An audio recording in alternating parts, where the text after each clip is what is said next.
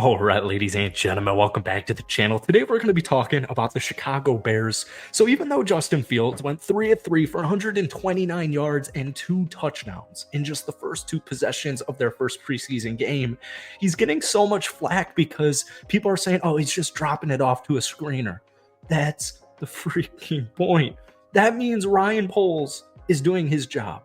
When Justin Fields first stepped foot on an NFL field in live action, we knew from the get-go that this dude can run. We know he's one of the best running quarterbacks, one of the best mobile quarterbacks in the league. We saw him throw for over 40 touchdowns at Ohio State, and specifically in the last 10 or so games, that first preseason game and the last half of the season last year, we saw an efficient Justin Fields, we saw way less turnovers, and we saw a lot more touchdowns, both rushing and passing. So Ryan Poles last season, midway through at the trade deadline, goes out and gets a playmaker in Chase Claypool. They trade down from number 1 and get another playmaker in DJ Moore. They draft multi-versatile players like Rashawn Johnson, who can run, who can catch. They go out there and fill out your tight end room. You get a great blocking veteran, a great leader to have, a vocal leader in the locker room in Mercedes Lewis, and his former teammate in Robert Tonyan, who's a huge red zone threat to pair up with Mr. Cole Kmet. The Bears' future is unbelievable. And we're going to talk about a couple of things in today's video pertaining to their offense and also a little bit about their defense from their first preseason game and their offseason in general. But before we do, if you guys enjoy it, be sure to hit the like button, hit that sub button for daily NFL content. I appreciate Bears fans. You guys are awesome. I'm going to week 1, Packers at Bears. I cannot wait. I know you guys can't wait either. But if we could try and get this video to 500 likes, that would mean the absolute world to me. Justin Fields is a stud, okay?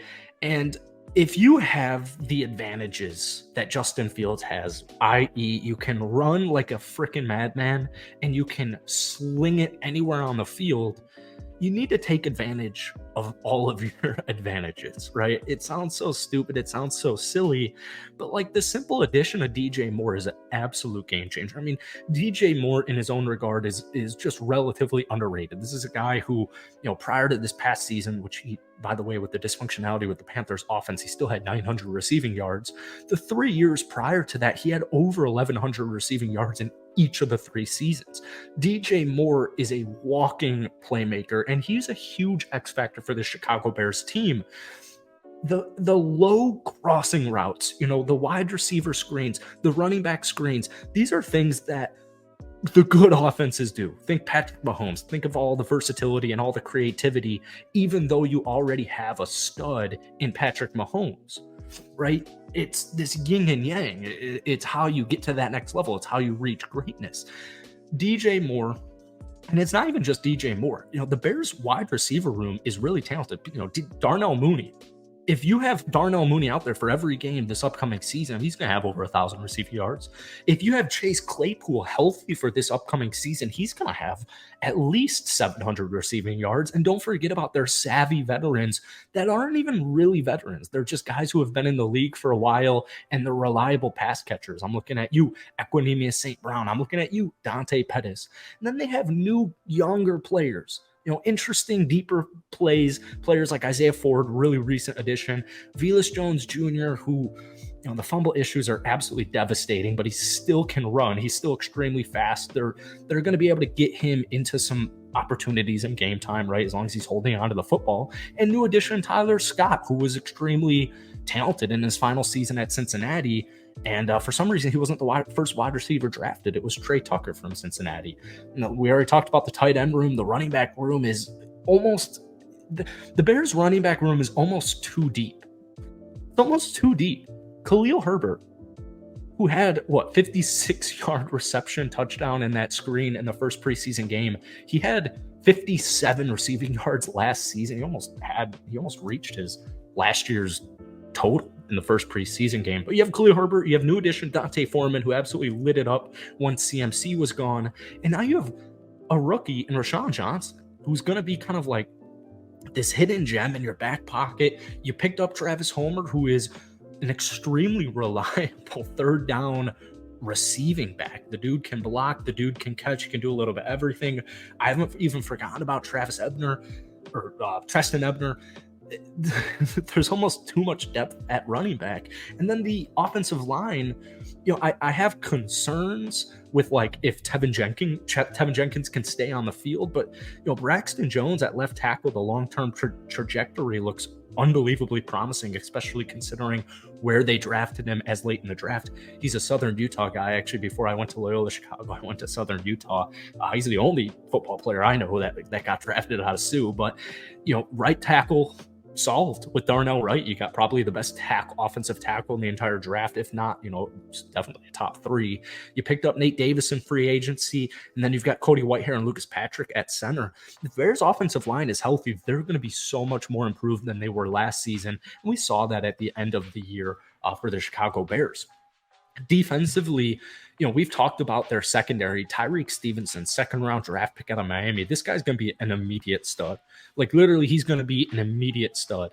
Kyler Gordon entering year 2 along with Jaquan Brisker. In my first Bears video, I compared Jaquan Brisker to Ed Reed this time last season, and I still believe it. I think this dude is a future several-time Pro Bowler. But, you look at the secondary, you got Jalen Johnson, Jaquan Brisker, Eddie Jackson, Tyreek Stevenson, Kyler Gordon. It's a super deep secondary. New linebacker unit. You got Tremaine Edmonds, TJ Edwards, new addition to Marcus Walker on the edge, Yannick Ngakoue. You saw Zach Pickens, Trevon Dexter make huge impacts in their first game in preseason, their first live reps in the NFL. Trevis Gibson had a huge bounce back preseason game. He's coming off a really down year, but the year before that in 2021, he had 8 sacks and 5 forced fumbles. Like, the dude can play. One thing that not too many people are like we said at the beginning of the video, everyone's looking at that Bears first preseason game. They're like, oh, it was a fluke. Justin Fields is a fluke. What people aren't realizing outside of Bears fans was how good that defense was. No matter who it was, whether it was Malik Willis or Will Levis, these guys had almost no time to do anything. The Bears, at the end of the day, had 8 sacks. I don't care that it's a preseason game. The Bears had 8 sacks. They had 8 sacks. It's unreal. A lot of these guys are people who, a little bit deeper, more rotational players or younger players. Noah Sewell. You got the 2 rookies coming on in here that we just talked about, Zach Pickens and Trevon Dexter. You had, Jalen Harris had a sack and a half. They were just ramming the quarterback. They had 11 total quarterback hits. The QB had no time. The defense did a really, really good job. And that defense, I know they got rid of all of the bigger time the bigger time soon to be free agents, guys like Roquan Smith, etc. This past trade deadline, the past couple of seasons, but the new look Chicago Bears defense, they're headed on the right track. They're not going to be the worst in the league. And I think they'll be around middle of the pack. And if that offense can put it together like we saw in the first preseason game, they're going to win a bunch of football games. They're going to win a bunch of football games. If that defense can get stops when they need to, and the offense can get touchdowns as opposed to field goals when they need to, convert in the red zone, i.e., I'm looking at you, Robert Tonyan, 11 touchdowns in 2020. The Bears are a legitimate threat. If all of these additions are actually making this big impact like we saw in the first preseason game with DJ Moore, if Justin Fields probably will be an MVP convo if all things go the way they kind of look on paper, right? Don't want to get too ahead of myself. It is a first preseason game, but nonetheless, man, the hype is extremely high. So let me know what you're thinking about Justin Fields and the Chicago Bears offense and team in general based on the first preseason game. But that's it for today. Hit that like button, hit that sub button. If you want more Bears videos, let me know down below in the comments. But I appreciate you guys watching. Have a great rest of your day.